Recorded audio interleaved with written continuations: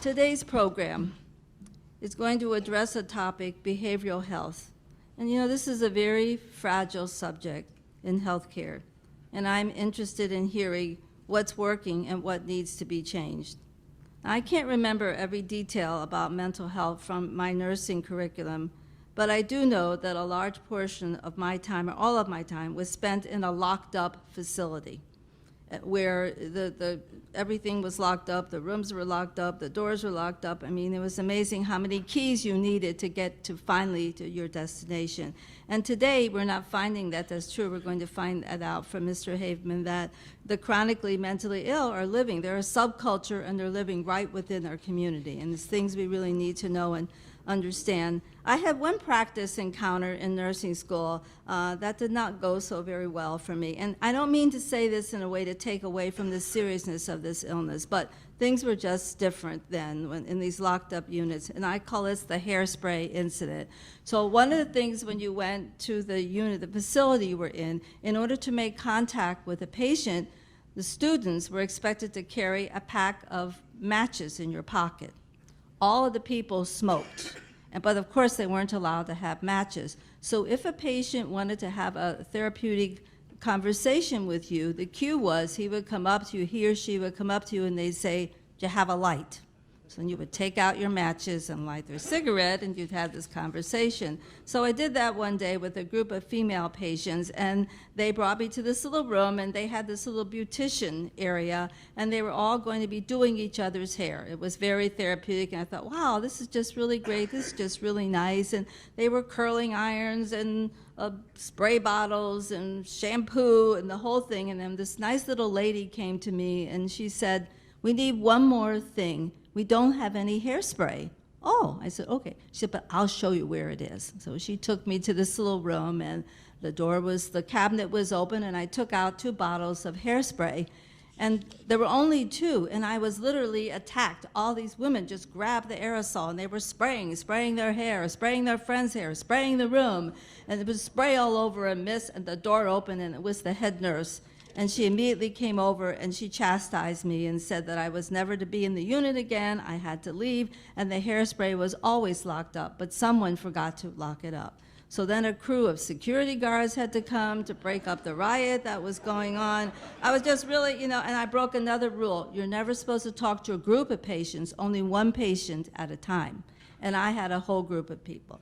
So I don't know, I never really checked if my nursing school transcript, indicated a penalty for inciting a riot, but it was just, it just made me feel so bad. And it's just a fragile subject, and there's so much you want to do, and it takes really dedicated people to work with this diagnosis, and it is chronic. So I'm looking forward to hearing our speaker this morning talk about that.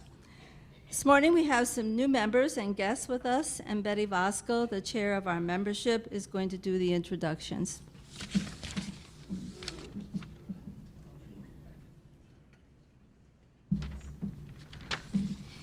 Well, we have 13 guests this morning. That's not in the 20s as it was last time, so I'm going to take the time just to ask, I'm going to try to say your names, and my apologies if I goof it in advance, and have you stand in place if you wouldn't mind, and then we can welcome you all, okay? Such a beautiful morning, we want to do that. Marie Blaukamp. Larry Elofs. Great. Joan Elofs. Dan and Mary O'Keefe. Great. Bill and Judy Stellan. Susan Baker. Norm Jabin. Did I say that right, Norm? Yes. Great. Pat Denner. Boy, you'd think we almost planned this. You're all in place. Gloria Goodwin. Brad Bright. Roy Swearinga. Wonderful. Ray, sorry about that. Mary Hoffland. Oh, there you are, Mary. And Bob Leidens. Let's give a round of applause for all of you.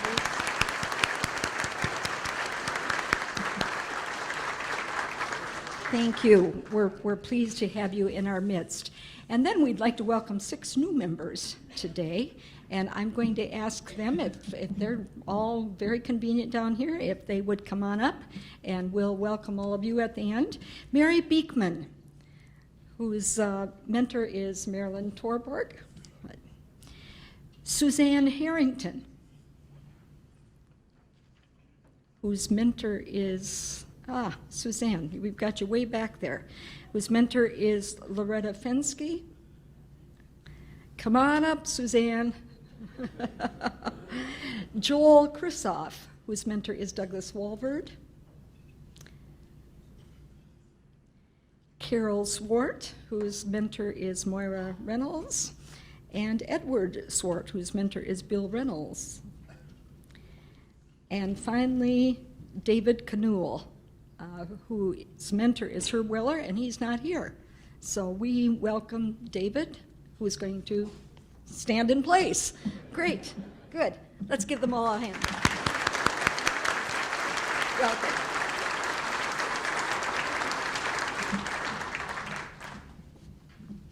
Thank you, Betty, and thank you to everyone that came today. Welcome guests, new members. It's a great organization, and it's a beautiful day in Holland. At this time, I'd like to have Ted Vanderveen come forward. He's a member of our program committee, and he will introduce our speaker for this morning.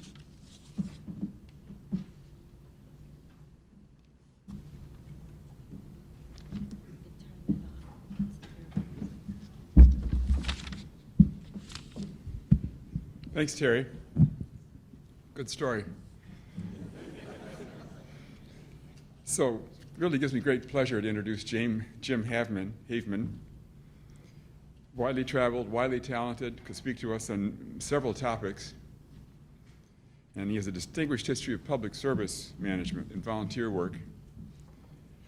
Most recently, from 2012 to 2014, he worked by appointment for Governor Rick Snyder as the director of the Michigan Department of Community Health.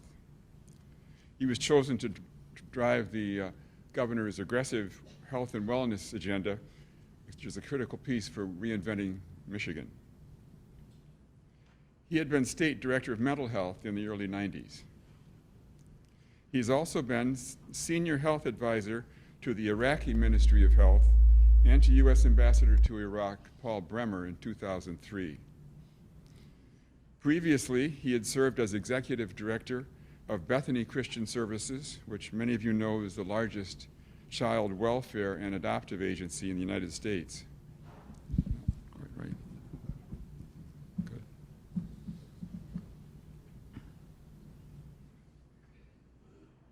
He also had been executive director of the Kent County Mental Health Program and the executive director of Project Rehab, a substance abuse program in Grand Rapids. He has received numerous awards, including the National Governors Association Distinguished Service Award and the Department of Defense Medal for Distinguished Public Service.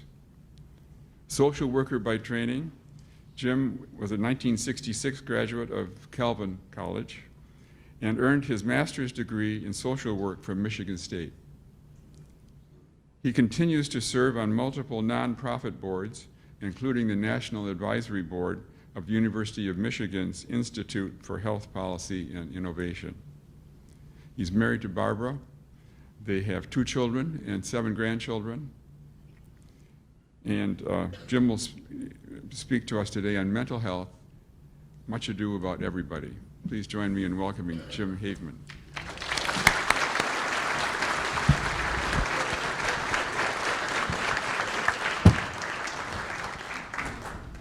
Is that off?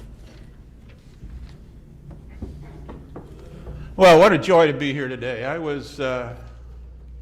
don't know if this is too loud. I think Jim's going to kind of adjust it. It's great to be here today, and I welcome back to Michigan for those who've been in Florida or Arizona. It's good to be back, and it's great to see this nice weather today. You know, Barb and I were in Florida for a couple months. We got back in early April, and it's just been kind of dreary and not very pretty, but this is super. My name is Haveman. Now, my cousin is Joe Haveman. Now, that's very confusing to people. My father was an architect, and we'd come out to Holland because my uncle Casey lived here, and his son was Mal Haveman. He had the electrical company, and I'm sure you know that family. And then Joe is Mal's son. But when Casey, who grew up in Grand Rapids, kind of got to Holland, I think they just kind of changed the pronunciation of the name to Haveman. So when I was working for Rick Snyder, and Joe Haveman was in the House of Representatives, and he's a great representative, and he was chairman of the House Appropriations Committee, they got very confusing to people. Joe Haveman and Jim Haveman. And many times I would show up in an event and they'd say, "Oh, how are you, Joe?" And I'd say, "No, I'm Jim." And people would make different calls. It got very confusing. But Joe's now working for Hope Network and doing government relations and doing a superb job. I also see my good friend Larry and Priscilla Grinwis in the room today. I've known Larry and Priscilla for decades. And last week, you know, I know some of the HASP people are trolley guides. And, you know, that's a really responsible job. And so Larry asked me to help him kind of go through the route last week. Now, that's a fascinating thing when it comes to Holland history. I mean, we did this for 60, 70 minutes. I'm trying to figure out 12th Street and 8th Street and 9th Street. We live in Grand Haven, south of Grand Haven, so I'm an Ottawa County person as well. But we went through it. You know, I learned about Van Raalte and how he was, 11 of 17 kids and came here in 1846 and had all this commitment of what to do to have this to be a city that was vibrant for children, was a community of faith, and had successful businesses. Well, I think Van Raalte from 1886 would be really pretty happy about 1846, about how things turned out here in Holland. We went by the library, and Larry told me about the thinnest book in the world, which was a Dutch gift catalog.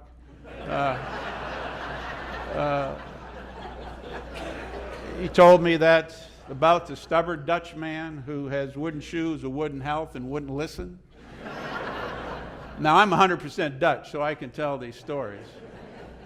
But I heard about the early settlers who went on, when they had to unload their goods on the beach. And in 1850, they asked for some money to do something about a channel because Lake Macatawa was not hooked up to Lake Michigan. So they went out and dug the canal.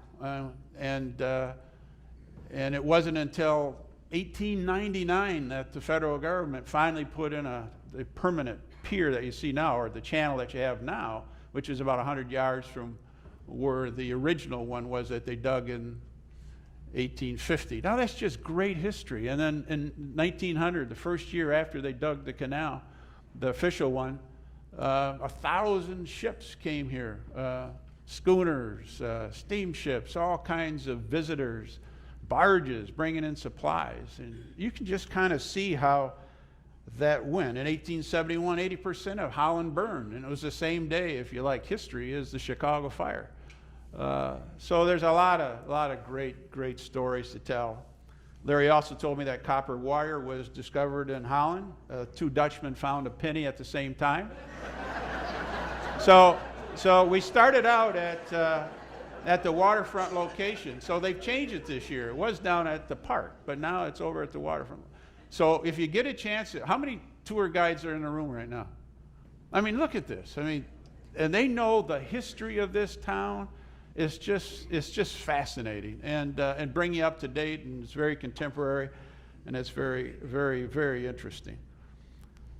I'm going to talk a little bit about mental health, and I'm going to kind of go through some stuff quickly because we're going to take some questions. I find those to be the most interesting. I'm interested in what you have to say. I'm going to talk about mental illness, and I'm going to talk about behavioral health, which is, I'm going to use the words interchangeably because they're a lot alike. Mental health is a condition that disrupts a person's thinking, their feeling, their mood, their ability to relate to others, and their daily functioning. Behavioral health is a similar term that includes mental health, but also includes substance abuse and addiction. So When you hear behavioral health, it's more mental health, substance abuse, and other addictions. And you're hearing a lot about addictions, particularly over opiates that are becoming almost rampant in this country. I want you to hear about 4 themes from my talk today. One is I'm going to talk about health. I'm going to talk about chronic health conditions. And I want you to think differently and to see mental health and addictions as a chronic condition. And if you're talking about heart, you're talking about stroke, you're talking about arthritis, you're talking about manic depressiveness, you're talking about pulmonary disease, you're talking about autism, there's diabetes, which is a chronic disease. Anxiety disorders is a chronic disease, so is cancer, mental health issues, addictions, obsessive compulsiveness is a chronic condition, post-traumatic stress, chronic condition, obesity is a chronic condition, attention deficit hyperactive disorder, and Alzheimer's, dementia often becomes very chronic, as well as traumatic brain injury. Now you can add a whole lot more to that list of different chronic diseases. I also want you to hear a theme of integration of healthcare, which we haven't done very well in this country, and we need to do a better job at it. It's too complex, it's too tough to navigate, it's too confusing. We just got to streamline it. You know, I've been in this business for 47 years. I still don't understand my bill that I get at the end of the month. I mean, try figuring it out about what's charges, what's costs, what's a copay, how does a health savings account work, how do the exchanges work? I mean, this is so complex and so confusing. And in fact, many of you are on Medicare, and Medicare is pretty simple. And it was pretty easy to enroll. And you're going to hear more about that in the future as well. So we're going to strive for integration of care. I'm going to talk a little bit about the Affordable Care Act. I could talk a lot about it, but better known as Obamacare. And I'm going to share about why I'm optimistic about the future, because we are in really exciting times in this state and this country. And then I'm going to get to discussion. You know, the Dalai Lama, I read once, said, when you talk, you repeat what you already know. And when you listen, you learn new things. And the older I get, the more I listen. And because there's so much to learn. In fact, I'll be 73 this summer, and I'm sure many of you feel the same way. You know, there's so many things that you're seeing in the world and you're reading, and it's finally making sense. And you just wish you had another 30 years to do all this stuff, but we don't. And so we got to pack a lot in a short period of time. And then we'll take some questions. And if you want to talk about the Middle East, you want to talk about Iraq, that's fine. You want to talk about water, Obamacare, prison reform, Detroit public schools, terrorism, aging. I mean, there's enough to keep it busy nowadays. And it's all kind of coming together, and it's coming at us pretty quick.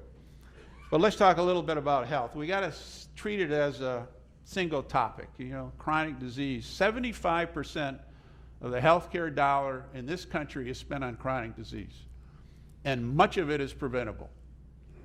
Now, there's also what we know in this country as a health industrial complex, much like the military industrial complex. And the health system is built on a model that's been around for a long period of time about hospitalizations, but we're in a period of rapid change. We're seeing systems coming together. Holland Hospital, independent hospital, but works closely with other hospitals. Zeeland is now part of Spectrum. North Ottawa wanted to stay independent, and now Spectrum's building a big building next to Myers in Grand Haven, and North Ottawa now is getting closer to Mercy Hospital in Muskegon and Grand Rapids. Metro Hospital, you know, was kind of open. They were going to negotiate with one. Now they're looking for a new suitor, and Butterworth and Blodgett came together. I dare say within about 6 years, there'll be probably 5 or 6 health systems in Michigan. University of Michigan, there'll be Spectrum, Mercy, Ascension. You get some of your Detroit hospitals. Henry Ford just took over the hospital in Jackson, Allegiant. So you're beginning to see the other hospitals reach out more and more. But traditionally, we had separate systems. We had a physical care system, which took care of a lot of chronic physical disease. And then we had this whole separate system of mental health. We always knew the mind, body, and the spirit kind of interacted with each other, but we separated the systems hundreds of years ago and had 2 tracks. Now the question is going to be, now what's going on today? But let me tell you a little bit about the historical here. Mental illness is a brain disorder. It's treatable. We necessarily weren't brought up to believe that, but that's what it is. And then why did we put people who had mental illness, why did we put them in the institutions? We didn't put people who had heart disease in institutions or diabetes in institutions. But for many of the mentally ill or developmentally disabled, we just put away in institutions. 25% of your health is related to genetics. 75% of your health is related to life choices.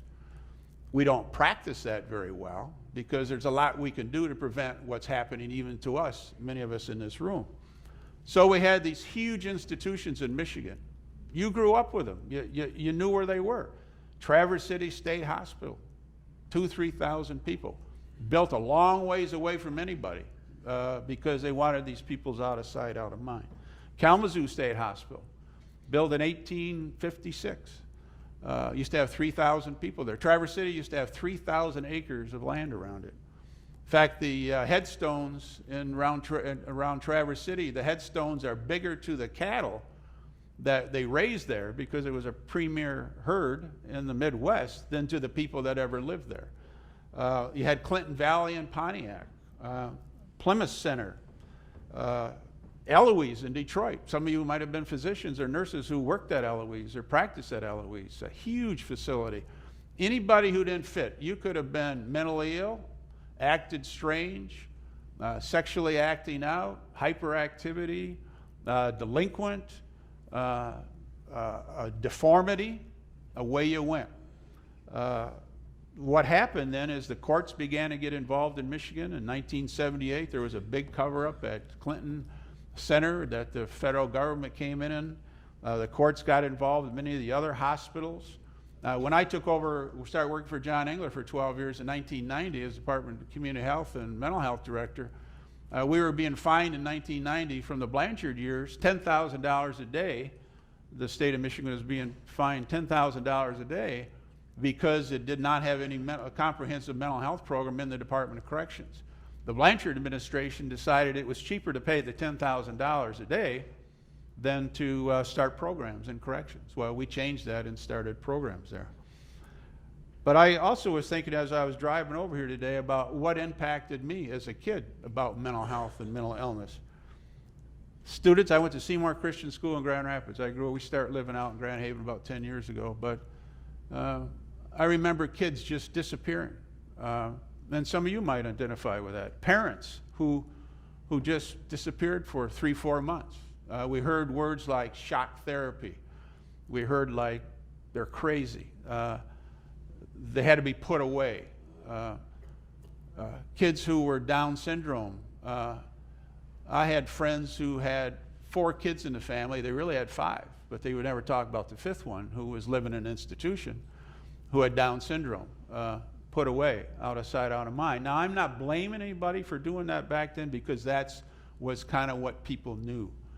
But as things changed over the years, we adjusted accordingly. I remember the movies, Alfred Hitchcock. We've all seen Hitchcock movies. The movie One Flew Over the Cuckoo's Nest. I mean, that had a huge imprint about how we saw institutions. And you heard the story about the hairspray. You know, I mean, those were stories, but we saw them as real. I remember visiting, I was Christian Reform. We had a visiting pastor when I was a young person, came in and he was talking about sin. Remember those sermons that you grew up with on sin?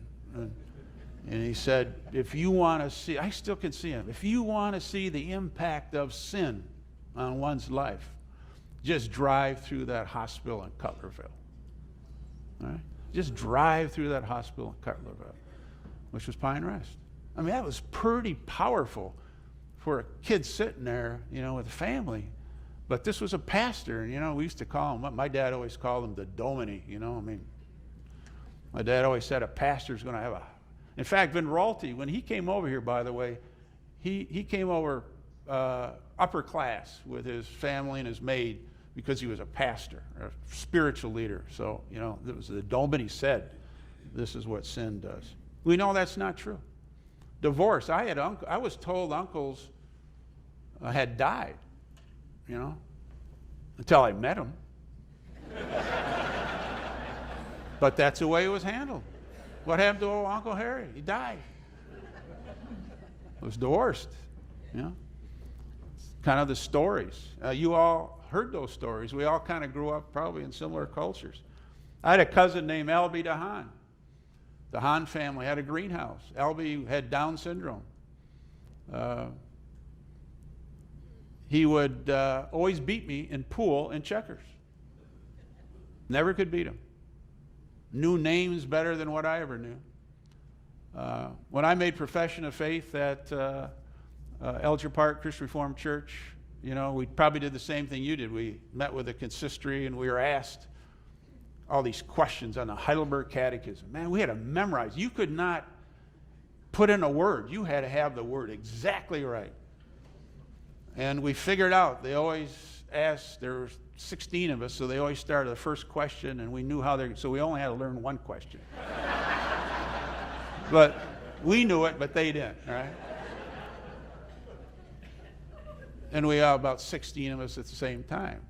And and they had these questions about the Heidelberg Catechism. When Albie, who was in and out of cold water, and I have vivid memories of bringing him down to cold water and seeing him leave his family. And his family always, my Uncle Nick and Aunt Marie, always tried to get him home on weekends. They took him to church on Sunday at Seymour. And they did an early, what I would say, community placement, although he lived his last days at Pine Rest, in one of the homes aside from the facility there. But when he made profession of faith at Seymour Christian Reformed Church, and I'll give the consistory credit for this, they brought him in, and they said, Albie, do you love Jesus? And he said, yes. And they said, welcome to the fellowship of the church. Now that is really cool. And Albie, you know, was a full member of the church just like we. He loved to go to church. He loved to sing. He loved to hear the excitement of what the church life was like. But back then, many of the kids who had Down syndrome, as I was growing up, just disappeared. Polio, another chronic disease. I mean, we all went through that. I remember the neighbors saying, be careful, you're going to end up in Mary Free Bed. You're going to end up in an iron lung. I'm on the board of the Grand Rapids Public Museum, and in the archives we have the iron lung that used to be. In fact, the president of Mary Free Bed was telling me the other day, they had so many people on iron lungs in the old days at Mary Free Bed, and some of you might have worked there, is that they made iron lungs out of wood. And somebody figured out how to do that. I think that would be an interesting thing to have in the archives. But those who are handicapped, I remember kids who at school who were handicapped, they just disappeared. We set up special schools for them. In Iraq and the Middle East, handicapped people were hidden because families didn't want to admit that there was something in their family tree. They thought it was related to a lot of things that got tied up into the culture, and that the family was impure because they had a handicap or a mentally ill or Down syndrome child. There's one place in the Middle East where you bring people, and I think it's in the mountains around Syria, if you're schizophrenic, and they tie you up to a tree for a month, and they feed you bread and water, and then the family comes back after a month, and that person is really better. You know, they're weak, they haven't eaten in a month, but they, you know, the religious people say, look at what we're able to do. So you go all over the world and you find these different things and ways of doing things. But then I began to read scripture as a kid. Got to Matthew 25. We didn't hear many preachers preaching about Matthew 25, about who Jesus spent time with: people in prison, the widows, the infirm, the hungry, the prostitutes, the criminals, those who are thirsty, and those who are strangers. We didn't hear many sermons on that. And then I think probably the most powerful verse in the Bible, where it says, the king will reply, I tell you that whatever you did for one of the least of these brothers, and I added, and sisters, of mine you did for me. I think, and that's where this all begins to make sense about chronic illness and people who are different. President Kennedy, 50 years ago, did the Community Mental Health Act, said we got to talk more community. The Affordable Care Act came in, it eliminated preconditions. Wasn't that long ago if you had a son or a daughter who was mentally ill and they got knocked off your insurance policy. You can't do that anymore. That's a good thing. There's an Excellence in Mental Health Act, which is going to be talking about integrating care more. Recovery is real. I saw it at Project Rehab with the addicts, saw how recovery took place. The years that Larry and I spent in community mental health, we saw folks who were schizophrenic, who went through good therapy process, got involved in community activities, got back into the mainstream. Those who couldn't, we developed group homes. It was a time where 90% of the mental health dollars in this state were spent in state institutions. 1974, that began to change. And today, you can go around Ottawa County and you can look at MOCA, you can look at all the different programs and activities that go on in Ottawa County. None of that existed. The outpatient treatment programs.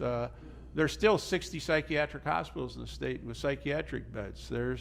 State still has 5 psychiatric hospitals. There's a continuum out there, but there's also communities and group homes and transportation. You see the trucks and the people being brought around to different activities. And today, 90% of the money is spent in the community, and 10% are spent on large state institutions, which aren't so large anymore. Kalamazoo has only 120 people in it. It used to have 3,000. So things have changed a lot. So all the services you say today are here. But still, we're a separate system. So I'm not going to spend a lot of time on it, but we need to integrate the care. We need to integrate mental health. And why is that happening now?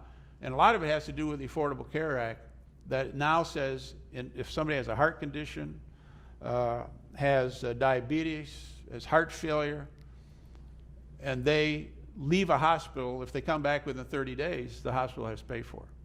Same thing has happened with infections. If somebody gets infections in a hospital, insurance companies just don't pay for the hospital's mistake anymore. Still 100,000 people die every year. A good, about 20% of the people when you go into a hospital don't die for the reason they went into the hospital. There's often infection. And so hospitals are getting concerned about infection. Now they're getting concerned about keeping people out of the hospital. And so you got home health care, you got all. Now we're beginning to see that if you're in pretty good physical shape, before you have surgery, your recovery is a whole lot better. So there's a whole lot of pre-work now going on, getting people ready for surgery. Don't smoke, don't drink, exercise, walk, get a healthy body. You'll handle surgery a whole lot better, and your longevity will continue for some time. We're learning all these things. And because of it, we're finding that throughout some of the people who are returning, it has to do with depression, manic depressive disorders, chronic anxiety. And so now hospitals really want to bring behavioral health into the whole intricacy of a mind, body, and spirit. We still have 2 separate systems, and there's some debate going on in Lansing right now and in the United States about how do we bring mental health and physical care closer together. And that's why people like one-stop shopping. People like the Spectrum Center or what Holland Hospital have. You go there and everything's there. And when you refer people on, like, oh, we can deal with all your physical problems, but for your mental health, you got to go somewhere else and wait another line for 6 months for an appointment. It doesn't work very well. People are beginning to see that. And this is being driven by not only the pharmaceuticals, but also technology, data systems. We never had the electronic medical files that we have now. We can now track high utilizers. There are, in Medicaid, for instance, 5% of the people use 50% of the money. So why don't we focus in on the 5%, the high utilizers? You see that in other healthcare systems too. We have places in Detroit where the same person had been brought to the hospital by an ambulance 400 times in 1 year. We never used to know that. But now with data, it's cheaper to put somebody in that nursing home, prevent that person from going to the hospital. And that's why you're seeing all the emphasis on home health care, technology, telemedicine. With telemedicine now, you can bring a whole comprehensive health specialist to rural places in Michigan right now. I had to talk to my doctor yesterday. I could go to my portal, Spectrum portal, and go right to the physician's office. I mean, that's all new stuff. Now, a lot of that technology might make a lot of us anxious in this room, but for the people younger than us, this is what they want. I mean, you can get phones now that you can program if you're an alcoholic or have an addiction. They can program the places where you drink or you hang out or trouble begins to happen, or your phone will buzz, somebody will come on and say, Jim, you ought not go there, let's talk. I mean, the technology is moving faster than what we're sometimes able to absorb and adapt, but I find that really exciting. 1/3 of the healthcare dollar is not working. Many of the things that people do in health practice nowadays isn't best evidence. You need to ask when you go to a hospital right now, you only want to be treated by a physician or somebody who's within your health network. There was an article in Time recently that showed that when you get served by people who are not part of the network, you're going to get the full billing for that. People got to get educated more about how to navigate the health system. Opiate addiction is a huge problem. 90% of the opiates in the United States are consumed by the United States. That's dangerous. 900 people were charged in Mackinac and Chippewa County, eastern UP last year. 90% of it related to drugs. Heroin addiction, 80% of the heroin addicts in Michigan right now will tell you it started with opiates.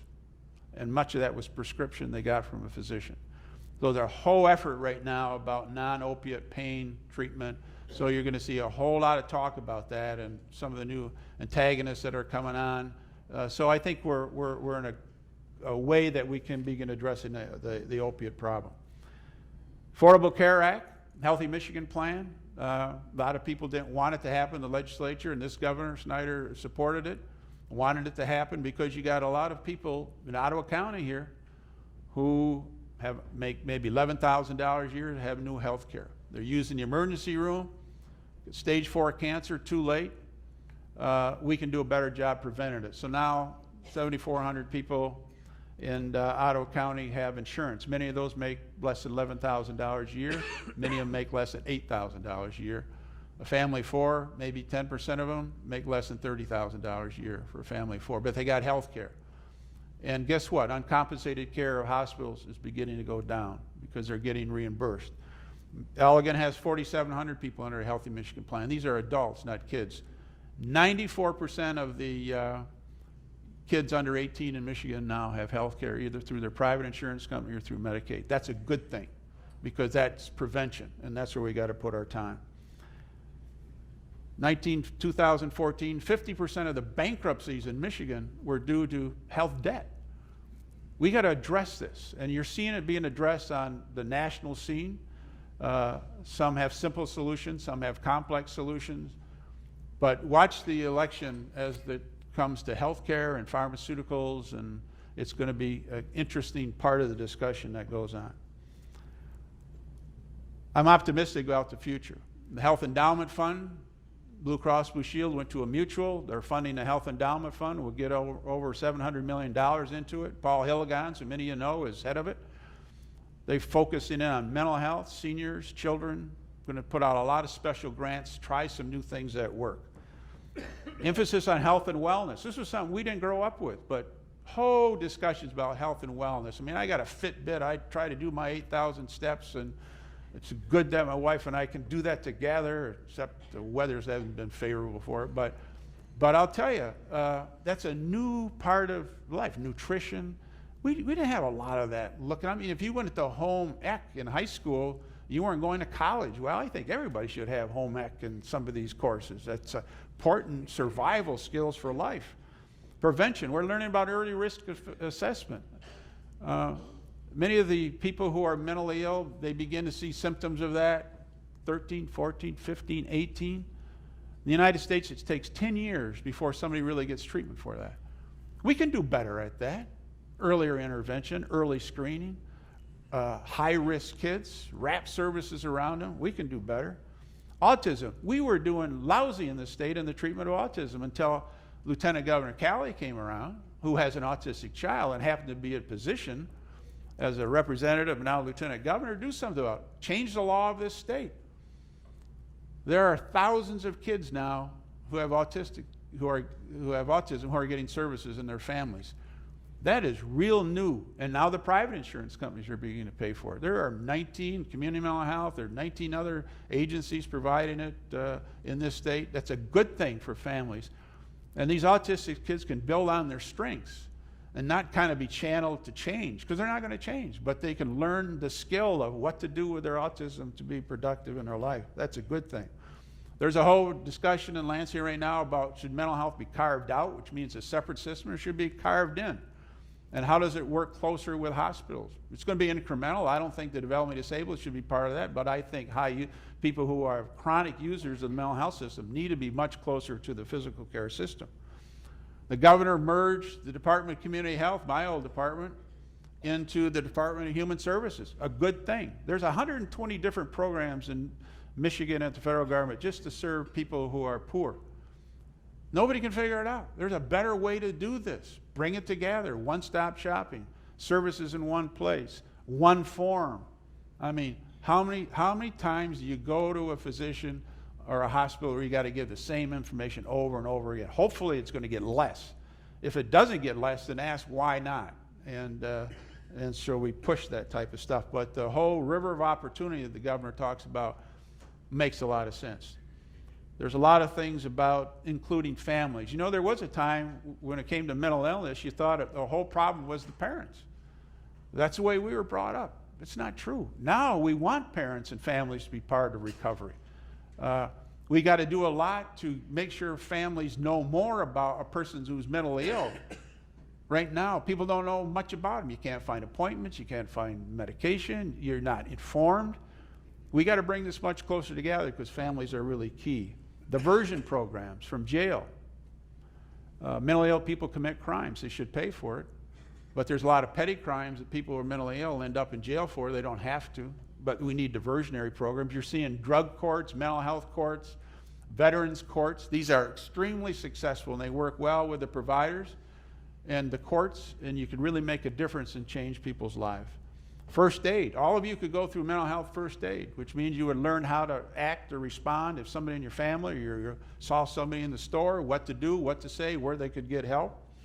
Stigma. You have the Earhart family automotive who've really come out and are getting rid of some of the stigma. Look, it happens to us. They produced a movie. I was kind of brought up the only one who was manic depressive with Abraham Lincoln. Well, that's not, there's a whole lot of people who are manic depressive. 60 million people in the United States have a mental health episode. Only about 10% are getting treatment. We can do better than that. But we've got to get involved. Specialty drugs. Right now in the Medicaid program, 15% of the budget are for drugs. The specialty drugs, they just approved one in the state for cystic fibrosis, $250,000 a year.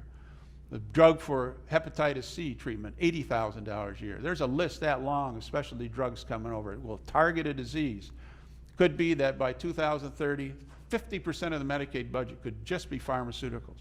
That's why pharmaceuticals could be such a big issue. The treatment for hepatitis C is $80,000 a year in the United States. If we lived in Cairo, Egypt, it would be $100. Many countries, as you know, set prices on pharmaceuticals, and this is going to be a big debate in the years ahead, and just stay tuned. Dual eligible. We have 200,000 people in the state, or 100,000 people in the state who use Medicare and Medicaid. $5 billion each, two separate systems. We're bringing them together now in the My Choice program. Long time overdue. Talking about systems of care. 95% of the people over 65 want to age in place. Missionaries don't want to go to a nursing home. We want to have an alternative. What will those alternatives be? 10,000 people are entering Medicare a day in the United States. How are we going to handle all this? Hospitals in Michigan, half the beds are empty because people are getting treatment elsewhere, alternative settings. Look what used to go to our hospital now that you go to a clinic for. Mental health should be part of that process. Chronic disease management. Disparity. We never talked about disparity. You have a child who has, say, asthma. We treated that asthma, boy, we spent all kinds of money. Until somebody said, well, maybe we've got to go home, go see where the child's living. So now they're doing assessments when kids come to school. Here sits a child sleeping on a living room carpet where everybody walks during the day. Simple thing to get a bed and a carpet. Guess what? Asthma demands goes down just like that.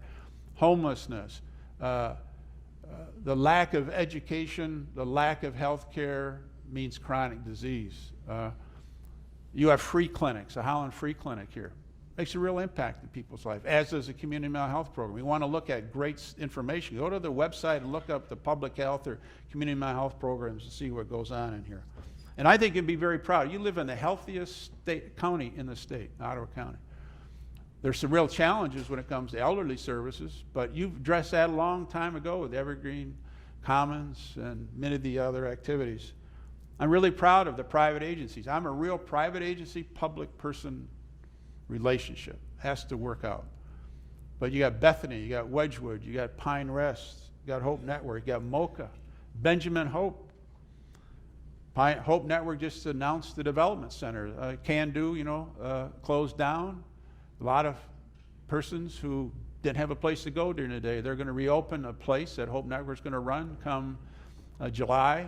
Joe Haveman is kind of spearheading that. They've already raised 200 of the, I think, $600,000 they need to raise, open it, but they're going to open it up on Adams Street, which I think is a former community mental health site development center. But I think that's really cool. I mean, that's really needed.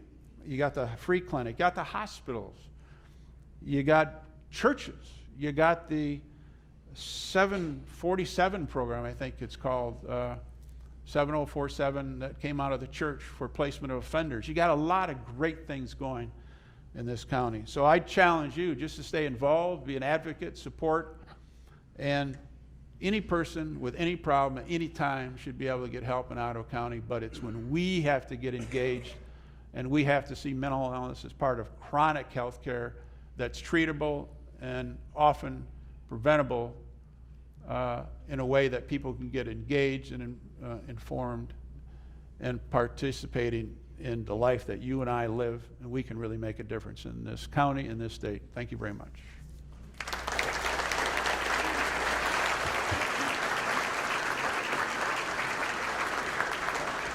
I got a suggestion before Peter talks for a great book. Patrick Kennedy, former Ted Kennedy's son. It's called A Common Struggle. If you want a good book for a discussion group or just to read and educate yourself on a lot of these issues, read this book. Yeah, Peter. Okay. Any questions, folks? Got one back there. Hold on. Amy, you got that? Okay. I may be the most uneducated one in the room on health care, but I've been surprised by the vehemence with which people criticize Obamacare. And we know it's going to be a big issue in the summer and fall election. I wondered if you could separate the right from the wrong in terms of summarizing for us just maybe 2 or 3 of the most legitimate criticisms of Obamacare. It's complex. That's a criticism. Number 2, it added a whole lot of levels of special institutes and groups that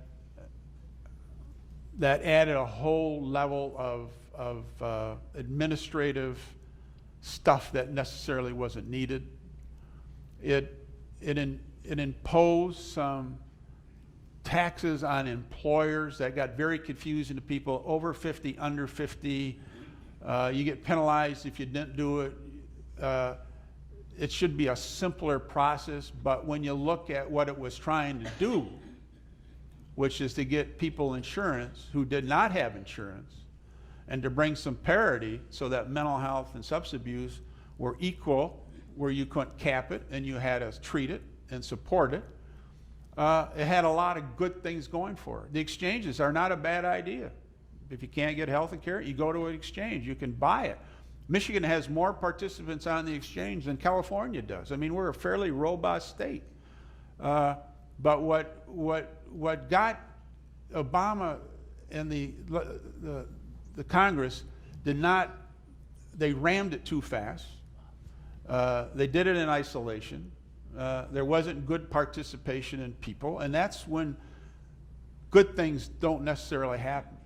But what you're going to see, and if you see what Mrs. Clinton's talking about, which is more of a universal health care, and you see Trump talking about not holding states insurance companies to states, but then he's very critical of insurance companies. But Blue Cross Blue Shield isn't going to go away. Neither is Aetna, neither is United.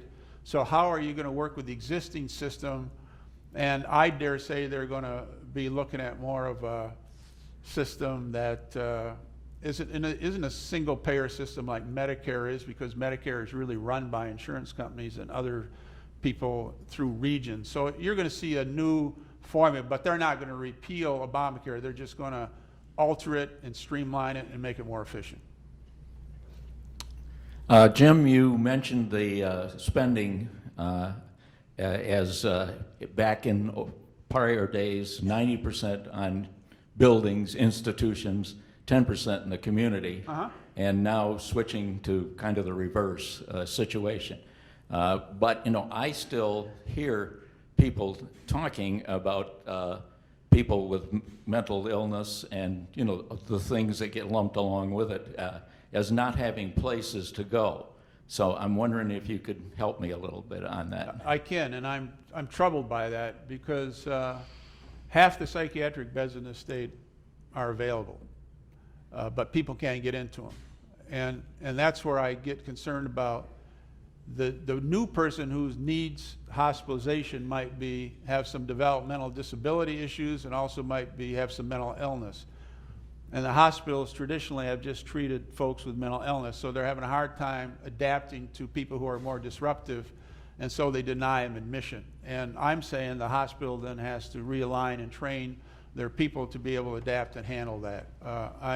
I'm bothered when hundreds of people who need to be assessed in a large urban area can't get assessed. I don't like it when I hear that kids at DeVos Children's Hospital are languishing there because they have some acting out behavior and there's not a bed for them. I'm glad to see Pine Rest and others working with DeVos trying to fix that issue. There's no reason why a child should sit a week and a half in the emergency room of Detroit Medical Center because there's not a bed for them, because there's plenty of beds available. It's just the people don't feel they can handle that type of child. Well, then I say, then you learn how to handle that type of child. And that's where I think the pressure is going to be. And the state is really engaged in this. I was really glad to read in the paper the other night that Peter and Joan Secchia have funded a unit at DeVos Children's Center. And isn't this a great solution? I mean, if you're sick, and many of you have had chronic illness, it's a full-time job being sick. Just keeping doctor's appointments straight and pills straight. And so they're forming a center, a continuing kind of care center at DeVos where all the doctors will come together at the same time when the family's there. Isn't that great? I mean, how many times have you wanted to give your doctors just an 800 number and say, just get on the phone and talk about it? Include me, that would be nice. But I think you're going to see more of that type of thinking. Yeah, yes ma'am, right here. Is it no longer true that the only way you can get into a psychiatric hospital is if you're a danger to yourself or others? That's a criteria that the state uses, yeah, but that's also the decision that, the question is that the only way you can get in a psychiatric hospital if you're dangerous to yourself or others. That's a criteria that is used in the mental health code, but that's not the criteria that hospitals used for admission. Yeah. Yes? We all get caught up in the specifics of how the system works for us and what the various details are in this country. My question is, from your viewpoint as somebody who's lived in this for so many years, do you have a generalized view of the U.S. system compared to other advanced countries in the world? Yeah, we're about 17th in outcomes and success in our quality of care and satisfaction levels. And Americans always think we're first in everything, but we spend more on health care. It's tougher to navigate, but there are pluses and minuses. There are people that, you know, about 900,000 people right now go overseas for their health care. Because it used to be that 90% of the people in Michigan, for instance, had commercial health insurance. Right now it's about 60%. So many more people are having higher deductibles, and they're saying, wow, we're going to be sensitive about what the procedure is. And you know, you get a CAT scan and you're paying 50% of it, and you can get it for $2,500 here, but you can get it for $1,400 here. Well, people are starting to say, I'm going to get it for $1,400, same results. And I think that's good, but we got to do a better job at educating the consumer. But a lot of people are going overseas. There's places in India that do 60,000 knee joints or hip replacements a year. I'd rather go there than somebody who does 10.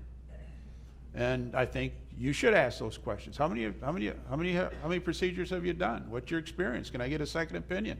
I think that's okay. I think that's a discerning, health-informed consumer. One last question over here. Thank you. Great talk. Yeah, I see as we're become more culturally aware and sensitive to it and want to do something about it. And I say as a faith-based organizations, we want to do something about it. And as you have appealed to us to advocate for it, but how do you, as a community member, in a coordinated way, sort of advocate in a way that makes something happen or gives it legal impetus or some authority? Thank you. Well, I think part of it is the churches have to do more to have people who, quote, don't fit. There's many organizations in this town are looking for volunteers. I know all of you are good financial supporters of agencies and continue that. You can get engaged and people always look for volunteers. You've got groups in this town that have social activities for people who are developmentally disabled, who live in group homes, who can just come together. You do it at, I think it's done in Hudsonville or Zeeland area. You know, there's always somebody looking for something, mentoring somebody, getting to know a family who's struggling with somebody who has a mental illness and doing what you can to support them. It's real lonely out there, and you can do those type of things. Okay, I got to wind down. I want to thank Ted Vanderveen for making this happen. When he gets on, you can't say no. Yeah. I want to thank this Hope College Academy for organizing this and changing your bylaws so you can have people here who necessarily don't have distinguished careers, you know. And so I want to thank you very much and have a great day.